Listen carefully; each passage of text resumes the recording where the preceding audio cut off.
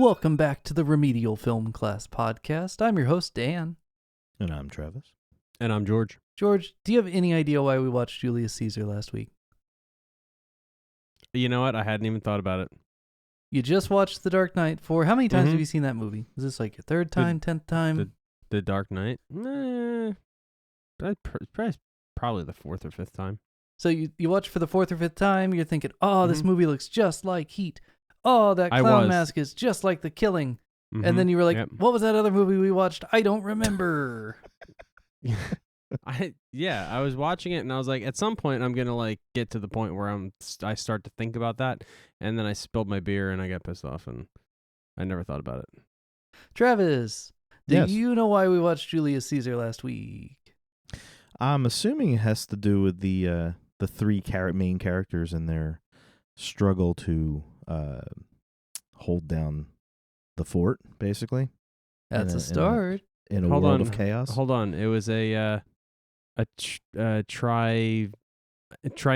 Triumvirate. There you go. Yeah. And then the one character the villain basically turns one against the two. And that's how I watched it. Like it looked like kind of like an inside job kind of thing where the Joker turned Harvey Dent into what they are battling, and he wound up not being part of the triumvirate anymore. Well, that is exactly what he did, but I'm not sure if that fits in Roman history. So guys, as I mentioned on the last show, I was a history and classical studies major, and I graduated the year this came out, so it was like fresh in my mind.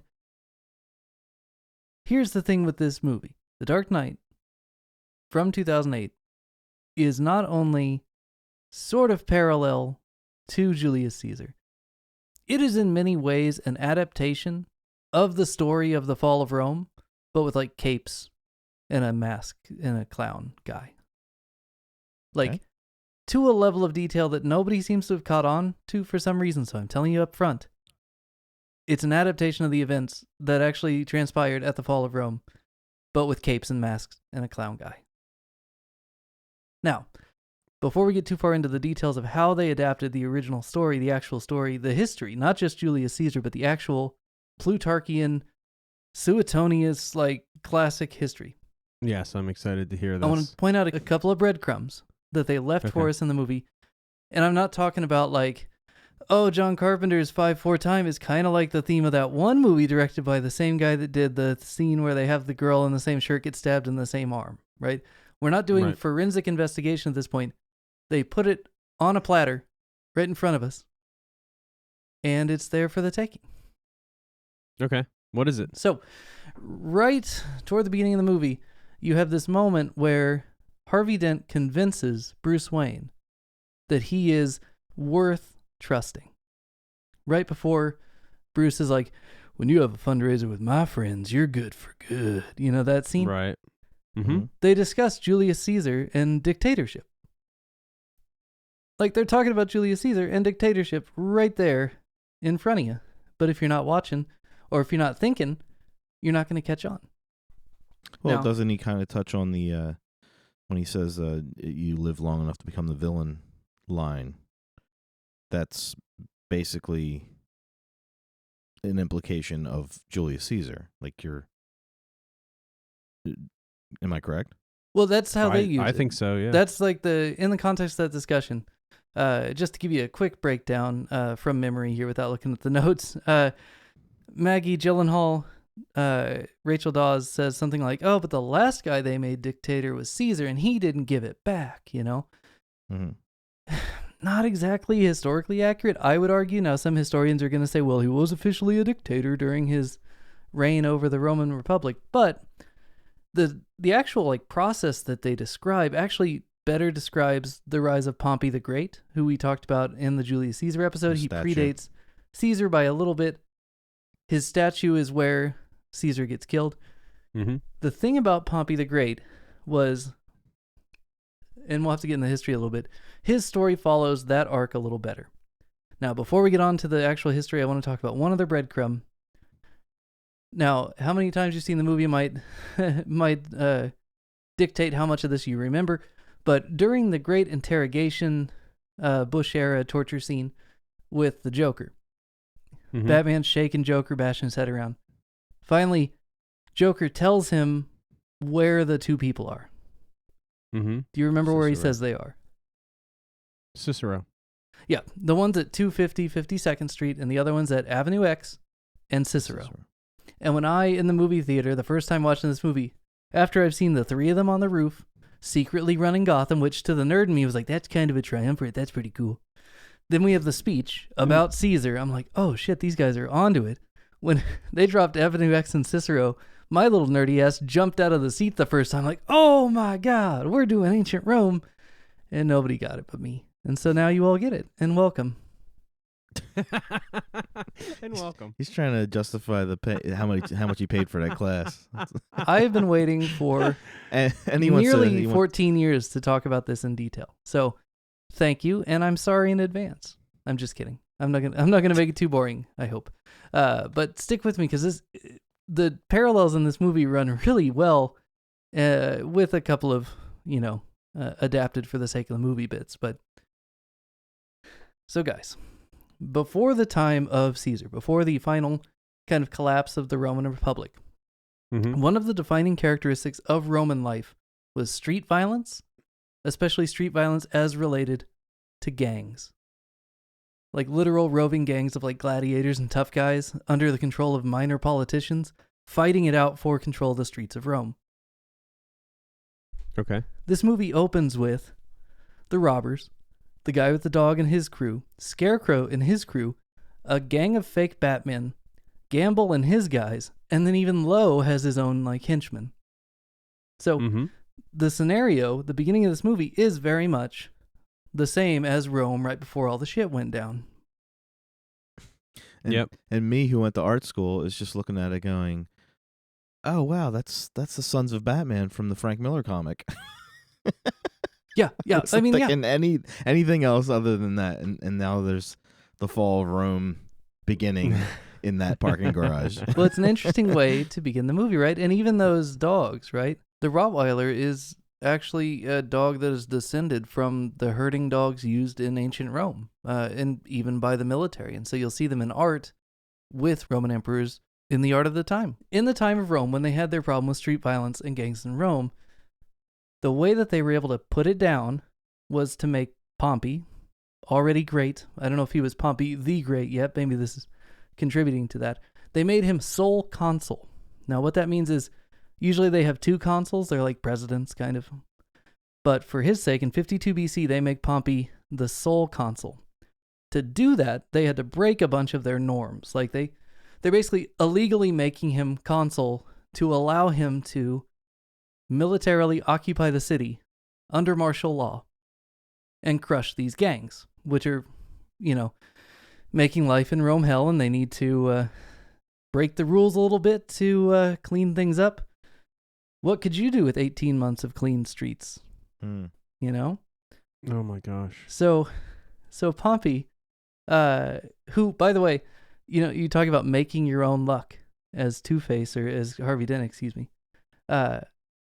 Pompey, just when his votes weren't going his way to make him sole consul, would just, as I was joking with Travis when you spilled your beer, cancel the election for a bad omen, go intimidate a bunch of people, and then be like, okay, we got to vote now. The omens are better.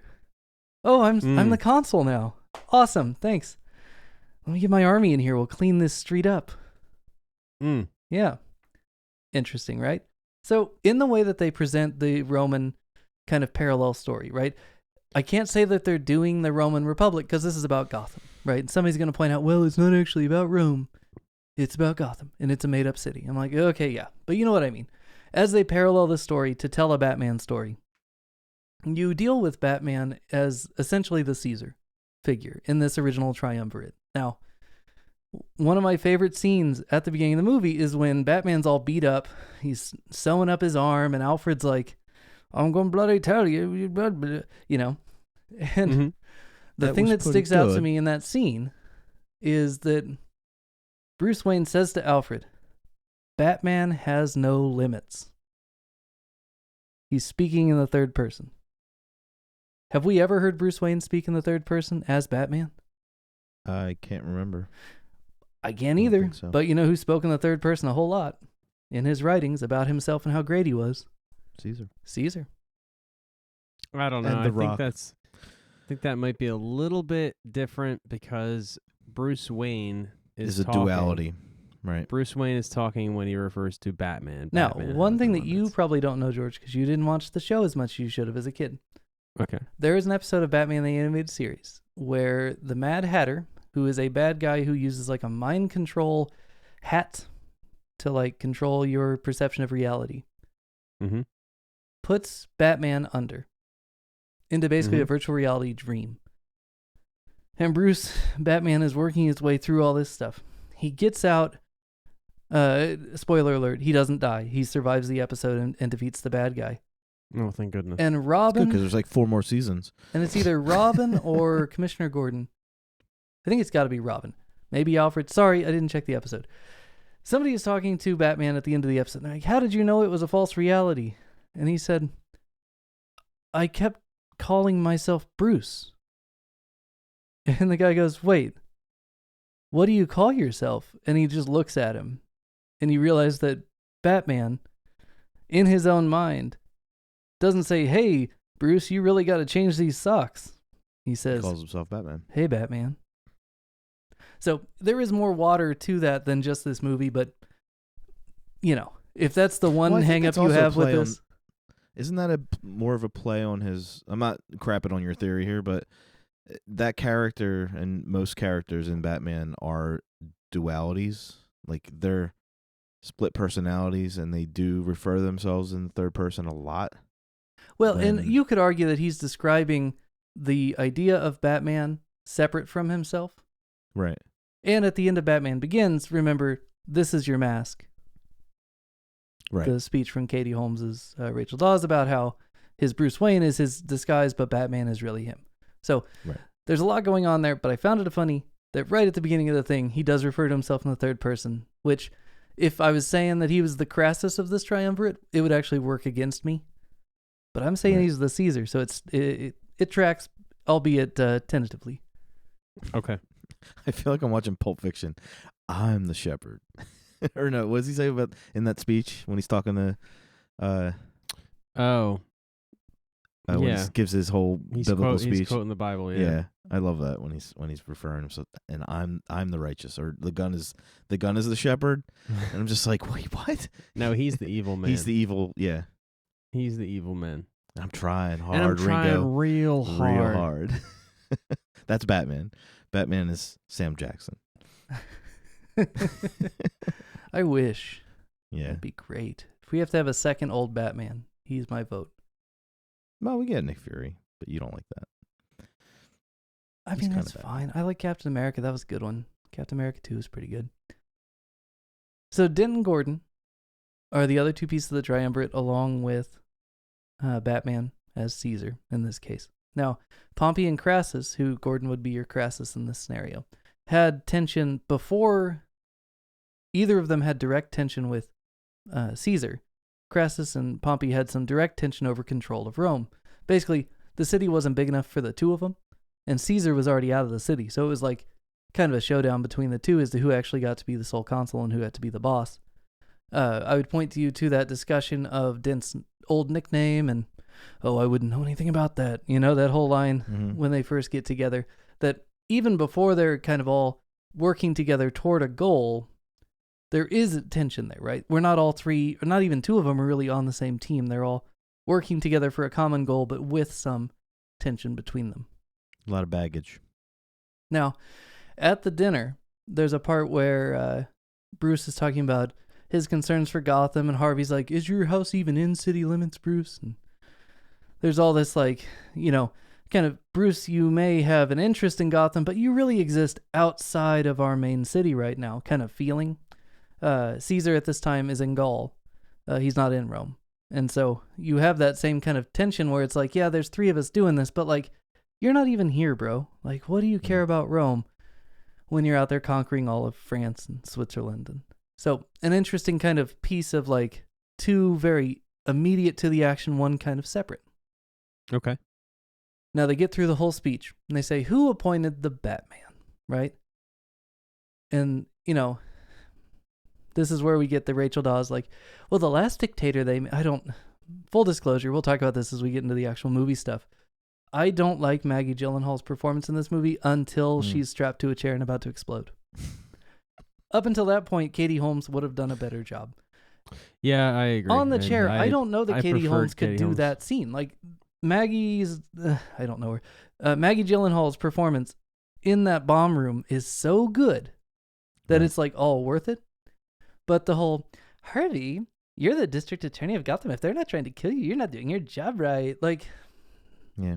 if there's one thing I don't like about The Dark Knight, it's everything she does up until the bomb room. But I digress. So here's the deal. Julius Caesar was given the title of dictator along with a bunch of other titles after he'd already marched an army into Rome and taken control. So what they're saying about, being appointed dictator in an emergency but then not giving the power back isn't really what happened with Caesar, but it is kind of what happened with Pompey.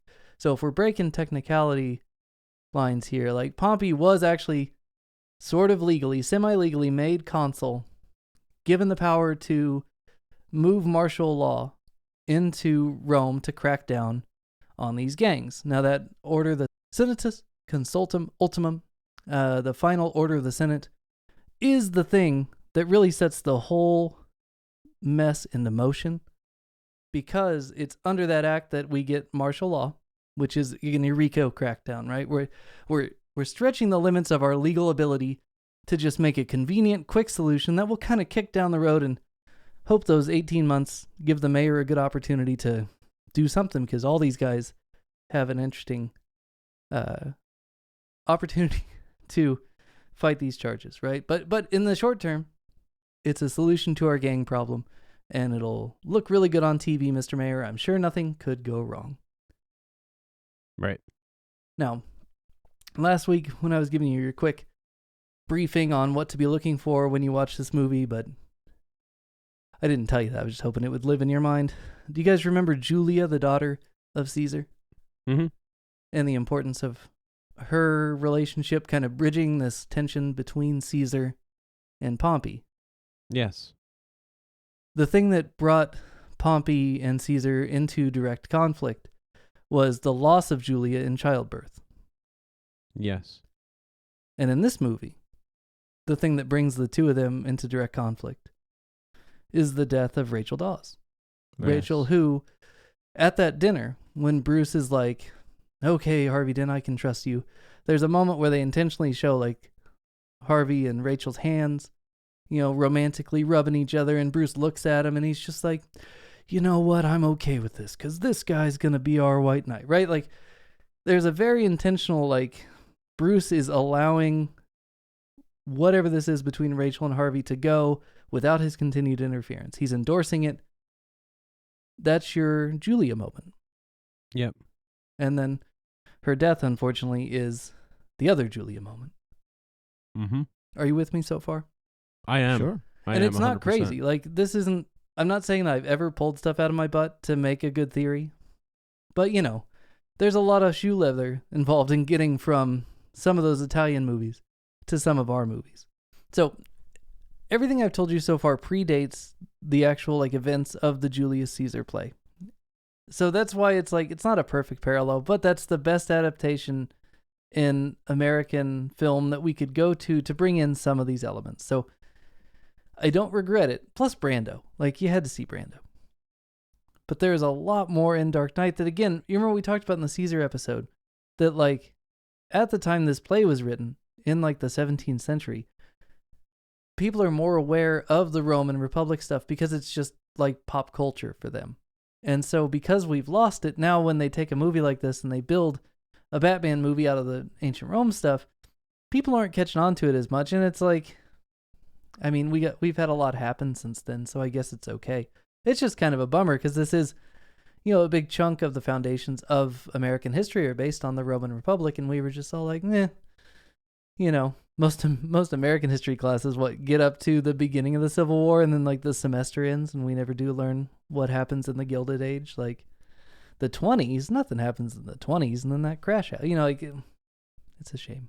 You gotta watch Boardwalk Empire. So guys, Pompey's in control of Rome. Caesar is trying to make a run for consulship.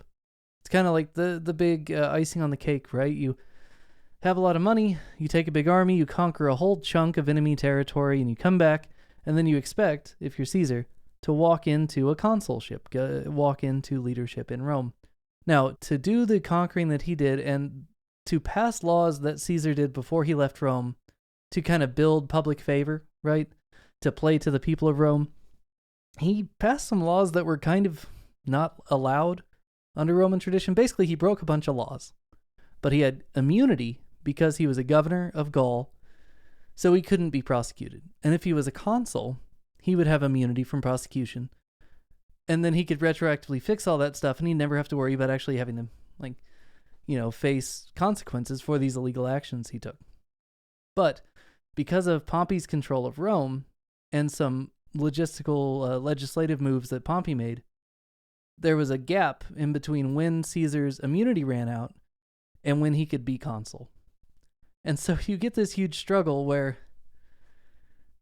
Batman and his identity becomes an issue, right? The immunity of Caesar parallels how Batman deals with his secret identity in this movie, where the Joker says the one thing you have to do is take off your mask, right? Give up the anonymity. Well, Caesar's faced with the same problem with his immunity. And the way that they use it in the movie parallels very much how he struggles with this before having to make his final decision on how to handle the situation without just completely putting himself out and exposed for the consequences. Batman also operates with an amount of immunity. He does. And if he takes off the mask, he'd lose it. Right. Now, I haven't talked about the Joker yet, hardly at all. And from the movie posters, right, you would think that the main arc of this movie is the battle against the Joker. Spoiler alert, it's not, really. In a lot of ways, the arc of this movie is Harvey Dent. Right. And the Joker is just like a force. In a lot of ways, they treat the Joker in this movie like they did Batman in the first 89 movie, where he doesn't really grow at all in the movie. Like, he's entertaining, he's featured, but it's not his story, right? It's fun that way. And it maintains the mystery of the Joker a lot better, and it gives you the opportunity for Joker to wreak all this havoc and yet still have the same energy if they could bring him back in a future movie, because he is an unknown quantity and can remain so even if he doesn't really grow as a character. Now, here's the thing about the Joker as it relates to the actual history that this is based on. I'd point you to the speech that Joker makes in the hospital to Harvey Dent post burn, right? The high speech, which is, I mean, maybe one of the top 5 scenes in the movie. It's so good. This is where he talks about being an agent of chaos. Now, the thing about heroic tales, when they're fiction, right? The rewarding finish of an heroic tale is when the hero slays the villain, right? That's where you get your catharsis normally. Roll credits, good guy wins. Okay. But here's the thing about Rome in history. Crassus, the first member of the triumvirate, we talked about him dying in Parthia in what was the Roman equivalent of Little Bighorn. Like, on paper, that never should have happened, but mistakes were made, right? Pompey dies not at the hands of Caesar, but at the hands of a betrayal from an opportunistic messenger in Egypt who was just trying to gain favor with Caesar. Julia doesn't die in some kind of self-sacrifice. She dies in childbirth, like just a tragedy. Could have happened to anyone. Could have happened to anyone. All these things happen in the chaos of actual human life. And so the Joker becomes this, for the story's sake, at least how he interacts directly with the triumvirate, he ends up just being a manifestation of chaos in a literal sense, which I think is really interesting that they could pull that off. But, I mean, it tracks. Yeah. They just put the chaos of life into a character form. Yeah, I mean, here's the thing. If you didn't have a Joker identified character and all these individual incidents happened but were attributed to different people, the story would still work. Because the story isn't the Joker. The story is Harvey Dent and his fall. Yep. So tying it all together gives you the opportunity to bring this other villain in. And for storytelling reasons, it's more consistent, and it gives an audience at face value someone to blame. But you could probably do this movie with just, people spurred to action by the RICO case. Members of the gangs that weren't picked up, each operating independently, could have been responsible for a lot of these actions. And the outcome is still as horrible for Harvey, and he still has his fall from grace. But it ties it all together and makes it a Joker movie. Right. So it was the right choice for sure. I mean, hell yeah. But it does make it interesting that, because the story of Harvey is that he's created basically by, I believe, Mulroney throwing acid on his face. And this is so much more interesting to see him created by another villain so intricately. It was like so planned out, but went way better than he thought it would go. Yeah. That makes it his origin way more interesting. But it also makes as a Batman fan, it kind of makes the story suffer a little bit, because the rise and fall, in my view, should have not ended in the death of Harvey, but you have to have the fall. It should have been just the fall of Harvey Dent. They should not have killed Two-Face, because you can't kill a major villain like that. There was so much more story that could be told there, because they made him so... He could have been his own movie, like you said. Like, you didn't need the Joker. He's interesting enough. But now he's gone. And then the Joker's gone too. Like, to me, it was to the expense of trying to tell the story of Caesar, they killed off a character that was very interesting and had plenty more story to tell. Yeah. That was my view on it. Well, and here's the thing that I always thought was interesting. In the development of Dark Knight Rises, which we'll talk about soon, I'm sure, the script for The Dark Knight leaked. And it didn't say that Two-Face was dead. It said that Harvey was dead. Right. And I remember everybody said, oh, it could mean Two-Face is still alive. So they put him in Arkham, which would have been a good fix. It would have been interesting. I don't know, show him in with Arkham. his grievous wounds, that man would have lived much Right. longer. Like, it's kind of cool that if you let go of the fact that you're going to lose all your other Two-Face stories, and you focus solely on the fact that you now have a man who is, his like death clock has started, and how he finishes the rest of his life is trying to like settle scores with people that have wronged him. Like, that's pretty badass. Yeah. No, it definitely is. And I think that's what made me...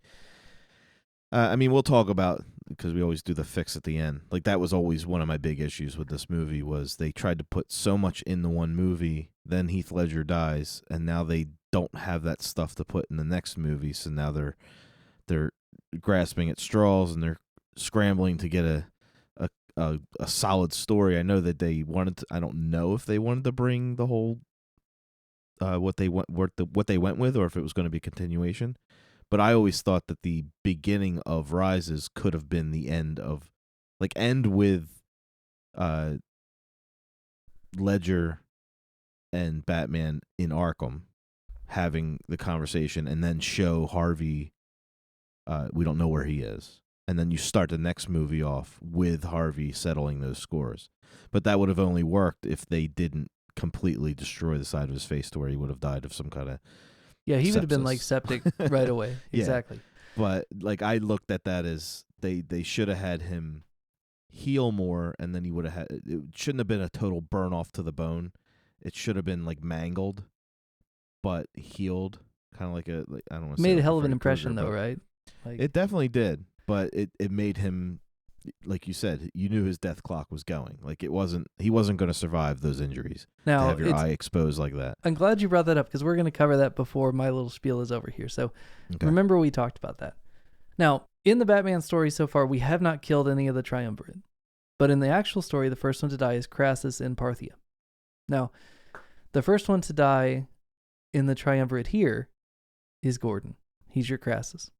Now, couple of things I'll point out that are just, some of them are probably happy accidents, but some of them might be intentional. If when they were writing this, they really were like looking at one source, writing the next scene, like, ooh, this would be great if we integrate this. Crassus gets killed at Commissioner Loeb's funeral, during which you have actual mounted police and actual marching in essentially Roman formation police, right? So the aesthetic of the scene is already kind of ancient military, which is badass. It's kind of cool that we still use that, TBH, but yeah. So at a scene that looks like what could be a modernized version of a Roman military event, what happens to kill Gordon? A 21-gun salute. Infiltration?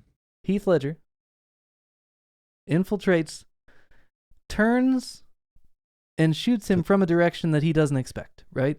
Like, if you expected a threat in that scenario, as a lot of the snipers did, right? They were looking at the windows externally. Nobody was looking at the threat as it came from there. Right. Now, I'll remind you what I told you about the Parthians in the last episode, which the thing that Crassus and his troops didn't take into account was that they could literally retreat at full speed, flip around on their horse, and shoot you with arrows while still retreating. So they could turn and fire from a direction you don't expect. And as a result, Crassus dies in Parthia. Okay, that's a stretch. It is a stretch, Next one. but it fits. If you'll just open your mind. But either way, take the pill. Crassus dies. I have an open mind, just not so open that my brain's falling out. So Gordon dies. Okay. Dent kidnaps the Joker's henchman guy that has the Rachel Dawes, who's now in, like, he was just in Suicide Squad. Which He's is the best agent ever, that guy. Yeah, so that guy's all over the place now. But at the time, he just did like one commercial and laughed a lot and didn't know anything. He was also in Ant-Man, which is a Marvel movie you haven't seen, but he was a pretty big character in that as well. So he's been around. He's getting some pretty good paychecks, that guy. And in this movie, he is the very first center of conflict directly between Batman and Dent. Because it's Batman that catches Dent, threatening him with what Batman thinks is a 50-50 chance of murder. But you and I, dramatic irony, know that coin has two faces, right? The way he was interrogating that poor guy, the way Harvey Dent was interrogating that poor schizophrenic guy was awesome. It's usually how you parent. Right, because the viewer, I love it, the viewer, the viewer knows that it's not like it's always heads, right? We know this, but the schizophrenic guy doesn't know it, right? So he's like, "Mom, just flip a coin," and it's like it's heads, and he's like, "Oh, thank God," and he's like, "Let's flip it again," and it's like, "Oh shit." Was it revealed already by then? Yes, it was. Because I know it was definitely revealed when he flips it to Rachel. It was which happened before the. No, actually, you know what? It wasn't revealed yet because he doesn't reveal it to her until he makes his own luck and flips her the coin in the back of the cop car. So right before he gets into the when he reveals that I'm Batman. Yeah, I'm the Batman. First audience watch, you think that is a 50-50 shot, man. Yeah. Oh shit. So at the time, you're still thinking this could go bad. But it's a great example of a scene that works even after you've seen the movie, right? It is a non-Shyamalanian twist because it actually works the second time. It's an anti-Shyamalanian twist. Oh, we haven't made fun of that guy's movies in a while. Yeah. Holy crap, dude. Yeah.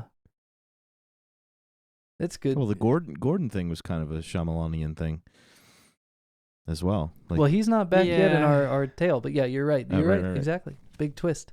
And well handled. Again, even when you know the thing that's coming, you can see how they do it and be like, yeah, they didn't cheat. Like, he's right there. You just didn't know. Yeah, the whole time he was just. What was funny is my one of my kids. I don't know if it was Gabe or Ronan, said when they were watching it for the first time, they're like, that guy's not talking. Like they noticed that the guy driving the armored truck was not interacting, and they thought that their red flags went up. When I watched it, I didn't even think of that. I was so much watching the guy next to him that I didn't even think. I did think that there was something up with that guy, but I thought he was planted there by the Joker. Okay. I didn't know who he was, but I You knew thought there. maybe it was the Joker. So, Right, yeah, exactly. yeah. I knew that there was that's something fair. wrong with that guy, and he wasn't just there to drive. But it happens so many times in this movie Right. that, with the whole hospital thing, like you got to watch this movie about 3 or 4 times to understand that whole.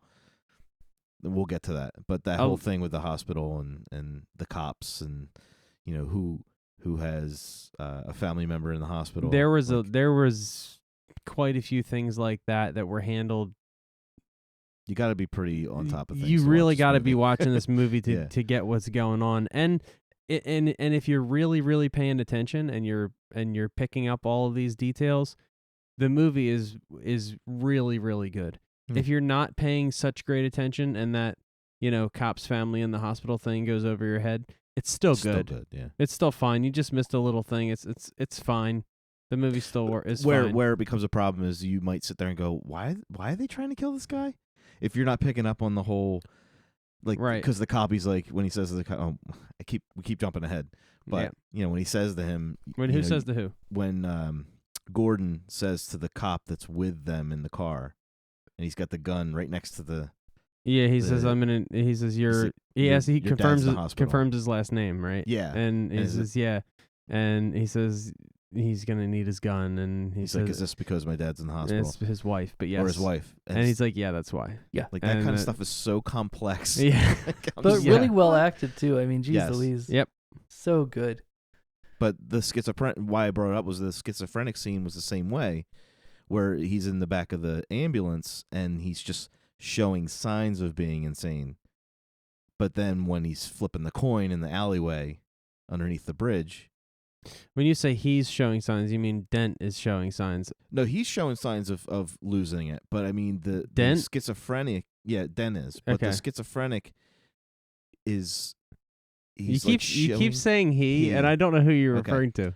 What's the name of schizophrenic? What's his name? And if I don't know who you're referring to, the listener doesn't know. The schizophrenic in the ambulance when Dent comes into the ambulance and he's going to basically kidnap this guy. Yep. He shows when he sees Rachel's name on his name tag. Yes. He shows signs of just fear. He's not showing signs of being a wacko. Right. But then once they're in the alleyway and Dent is interrogating him and the schizophrenic is getting more and more flustered, showing more and more the fact that he's crazy. You still don't know that he's a schizophrenic until Batman shows up and says, "You're not going to get anything from him." And he tells him what his diagnosis is. That's true. At some point in the movie, I don't know exactly when it is, they tell you that all of the Joker's henchmen are mental patients, basically. I think Gordon says... Because some of them escaped at the end of the first movie, or most of them did. And yes. Because they mentioned in the beginning we haven't rounded up everybody. Yes. So they end up his henchmen. Yes. And include... They never imply possibly the Joker is one of them. Yeah, they do. That escaped. Yeah, they do. No, they don't give a history. No, of you don't get at the enough end of Joker to know that he's ever been to Arkham before. He's never been like when they No, hold on. Yeah, yes, you do. Because at the end of Begins, they're talking about everyone that escaped from Arkham, and they hadn't rounded everybody up, and that was the whole thing. Where like this guy here, for instance, leaves his card, and it's the Joker. They never imply that he was from Arkham. Basically they were talking about escalation. He comes up as a point of escalation, not as one of the Arkham escapees. Really? Yep. Yeah, because Batman's like, he's like you have armor piercing. They have armor piercing rounds because you have Kevlar, and he's like, and you're wearing a mask, and they're talking about escalation. And then he goes, take this guy for instance. So he's saying, no matter how prepared you are, then there's this. Like, he doesn't ever say that when they're talking about the missing inmates. So they don't really... He could be one of the escapes, but they never say that he's one of the ones that were actually in Arkham. Okay, copy that. They never actually make that connection. I just made it in my head. And once they finally have him captured here, after Gordon comes back, they have no record of who the guy is. That's why he is so effective and dangerous, because he doesn't have a record to track. And while we're talking about Joker as a manifestation of chaos, him using the patients who've escaped from Arkham at the end of the last movie, he becomes, again, he could just be a symbol for the chaos caused by the Arkham inmates who've been let out into the city. So Crassus is dead. And you've got this civil war between Pompey and Caesar, in this case, Dent, and Batman. Now, things go a little sideways. And, your agent of chaos, the chaos of life, ends up killing Pompey before Caesar has a chance to stop him, right? To bring him in. Now, of course, Batman wouldn't have killed Dent. And in this movie, this is where the parallels kind of start breaking off, because as of yet, they're still trying to just save each other, right? Like, they're not getting along necessarily. They're both getting more extreme. But they aren't arch nemeses dividing up Rome. They are kind of rivals no longer working directly together. Now, Well, they have a common goal. with a common goal. Now, you could argue that Pompey and Caesar had a common goal, but they just were mutually exclusive of the other one being alive. But, that's for another day. Now, so here's the thing that I find interesting. Bruce Wayne gets nailed in a car accident saving the life of someone who betrayed him. Mm-hmm. And he shares that look with Mr. Reese. Mm-hmm. And I don't know if that's supposed to be your et tu Brute moment, but it would be a pretty good one if you were looking for one. No. It could also be said that possibly the whole, I think Lucius Fox felt a little betrayed by Bruce as well. Yeah, it's a whole mess toward the middle. Yeah, there's some betrayal there. That Act 3 is just it's a whole mess. Is it Act 3? We'll talk about that. So remember I told you there was a second triumvirate. Mm-hmm. And you don't see it really in Julius Caesar. In fact, I might point out that the last two acts of Julius Caesar seem like they're a little too brief, not very well fleshed out, and not exactly like cathartic in the way that they could have been, versus the first couple acts as you build up to Caesar and the murder of Caesar. So in this movie, toward the end, you have a new Gordon, right? Gordon died, Gordon back. Lieutenant Gordon gone, Commissioner Gordon here. But after Gordon returns and arrests the Joker, does he do anything action-y? I mean, I'm trying to think, besides the sad scene at the end with his kid and family, in which he does nothing, I'm going to point out, he's completely passive in that scene. Mm-hmm. Active superhero Gordon really doesn't come back after arresting the Joker. You end up with passive administrative Gordon after that. True. He does go get some coffee. You remember Lepidus, the old guy at the table, who kind of popped up at the end of Julius Caesar and then didn't do shit? And who, in the actual history, is quickly put into the priesthood when he tries to move on Sicily. And then the second triumvirate becomes Octavian, new Caesar, versus Mark Antony. Mark Antony, who I'll remind you was operating in cahoots with Cleopatra. Yeah. To where you end up with Caesar, new Caesar, fighting two-faced enemy. I mean, that sounds like a stretch, but I mean, that's what you end up with at the end of this movie. Is you get, whether it's Bruce getting hit in that car by his to save his own employee, who's trying to betray him. I mean, remember, Mr. Reese isn't just getting protected by Bruce because Bruce has a heart for all his employees. Bruce is saving the man who's trying to destroy his crusade, the man who's already threatened to betray him. So, I mean, there's more Brute in there than maybe it first appears, but you could also say, hey, he gets shot by Dent, and that's him getting the Gordon death that isn't really a death, and then he pops up and he's Octavian, and then he's, where you want to draw those parallels is fine. In the end, it's not the same story, but it does follow the same beats, because you get a restored Batman, a restored Caesar, defeating a two-faced villain who, you could even just argue that Mark Antony, former friend of Caesar, now working in accomplice with the people who killed Pompey to try to take over Rome. That alone is a two-faced move. Either way, it tracks that Harvey Two-Face is your Mark Antony. And at the end of this movie, he's dead, and Batman, Caesar, is the one left standing. Okay, the second part, what you just said, I totally get, and I agree that Harvey Dent is Mark Antony. It tracks very well because in the beginning, if you look at Batman as Caesar, the first Caesar, the old Caesar, yes, they team up. They're like, backing each other pretty much before they even know who each other are, right? Essentially, yeah. Well, Right. actually, Batman and Gordon were working, and they brought Harvey in on that. Like, Right, but what I'm saying is like Harvey's when they're sitting at the table having dinner and Harvey Dent is defending Batman. Right. Right? He's like that is the way I felt Mark Antony was for Caesar. Yeah. Right? Okay. Like defending him to the end. Right.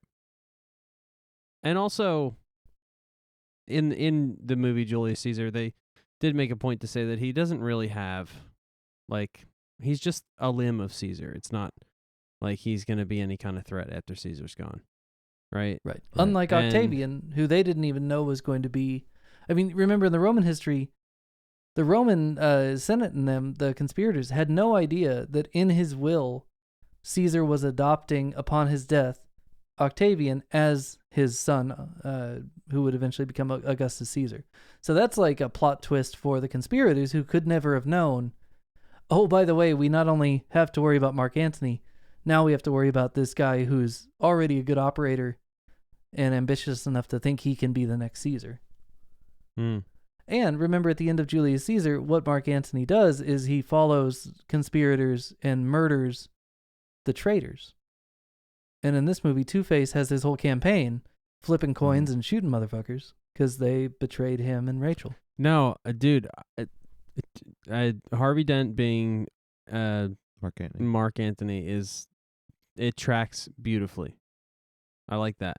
What you said before, I have to what you said before about the look between not Harvey Dent, the look between Bruce Wayne and Mr. Reese. Mr. Reese, the guy who's trying to reveal his identity, that was definitely not a Brutus moment. to Brute because he was not.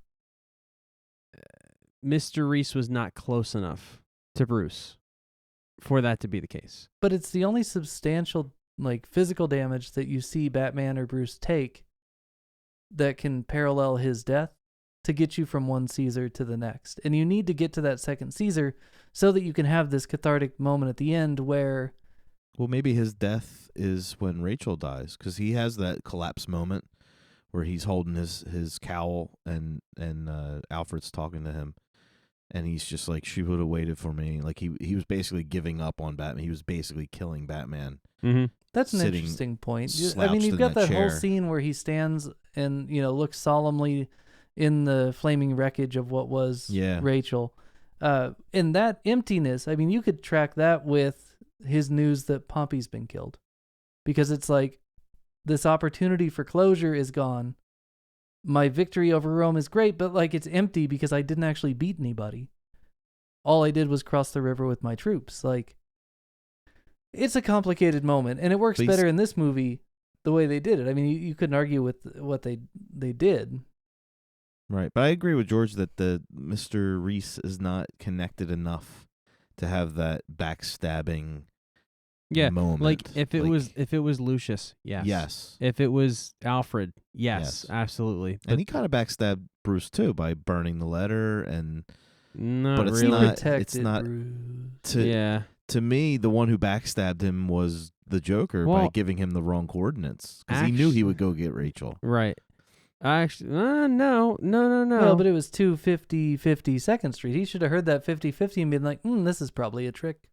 For simplicity's sake, you could really just point to the actual explosion that kills Rachel, maims Harvey Dent, and injures Batman. I mean, he's protected by his suit, but he never does come away after that incident as old Caesar. So, if you want a simple answer, a place to point, and you don't want to talk about Mr. Reese, that might be your best bet. We talked earlier about how this movie, from the posters and from the trailers and stuff, you really think that the arc of the movie is the Joker, right?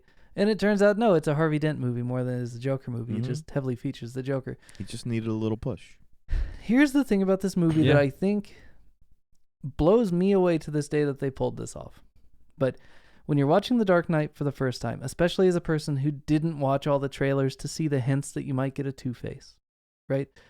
You have this moment where the action in Act 3 is escalating and escalating and escalating, and we're getting to the big action finale, and there's a SWAT team, and the doctors are the bad guys, and the clowns are the hostages, and Batman's fighting a SWAT team and the Joker and dogs, and he's going to blow up some people, and he's hanging from a thing, and they even do a callback to the 89 Batman and fling freaking Joker off the top of a building and then save him. And you think that's it. That's the climax. Movie's over.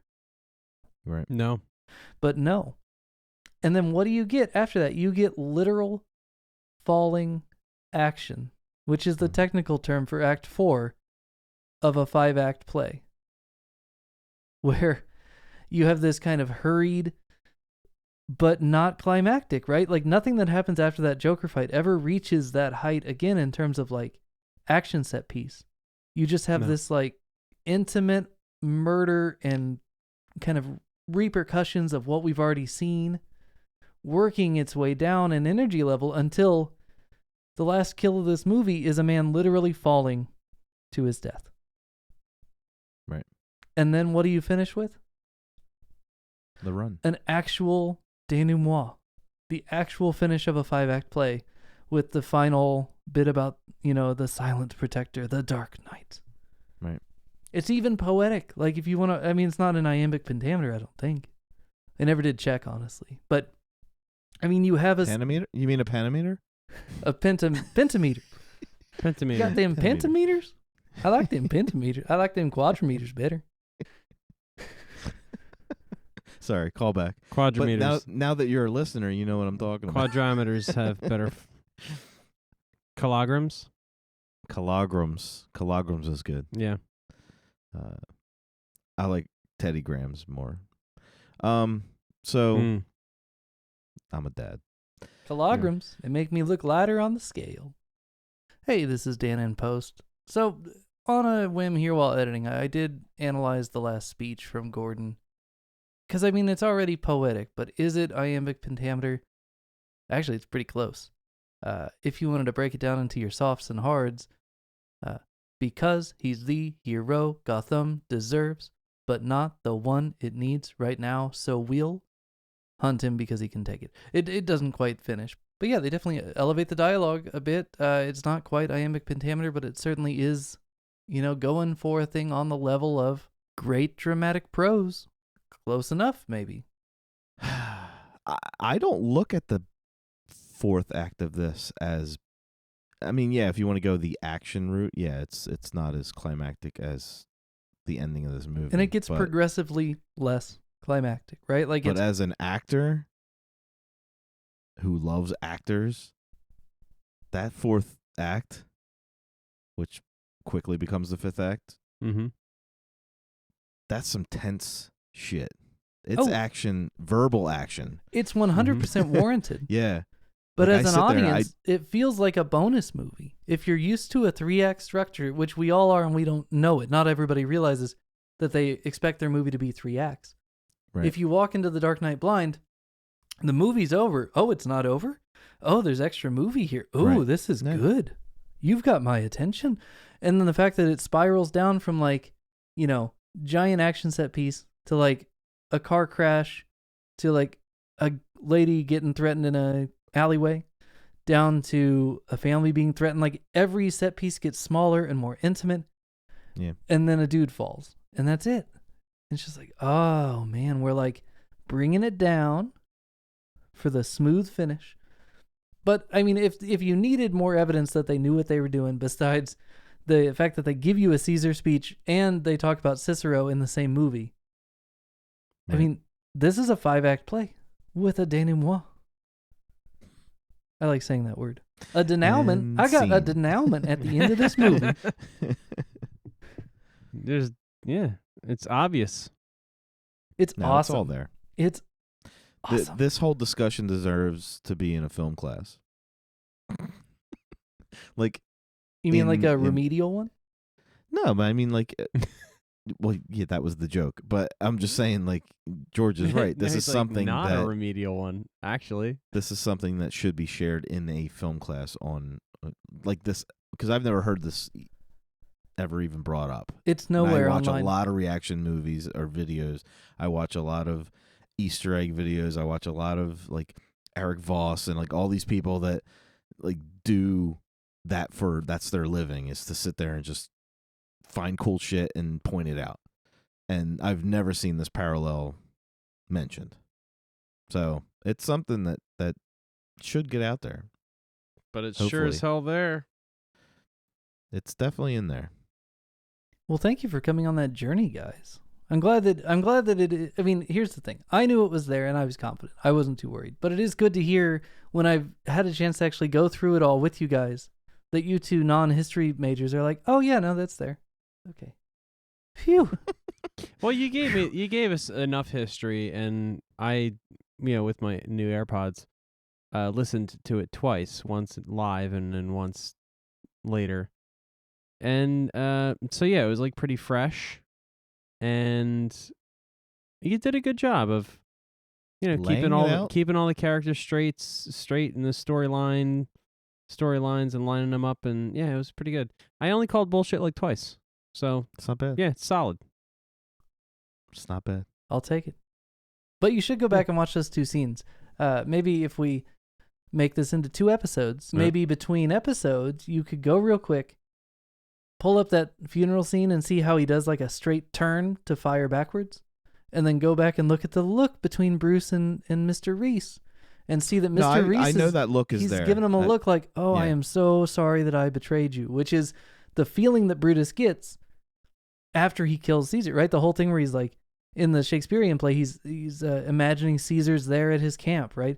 This regret that he feels. He's expressing regret, man.